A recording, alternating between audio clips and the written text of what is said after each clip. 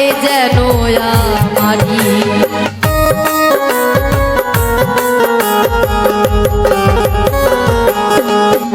আর আমার পিতা হয় যেন ঠাকুর সত্যের পূজারী, সতী সাধ্বী প্রতিব্রত আমার হয় যেন আমারি। আমি মায়ের গর্ভে আসতে পারি, মায়ের গর্ভে, মায়ের গর্ভে আসতে পারি, এইটুকা সায়ন্তরে।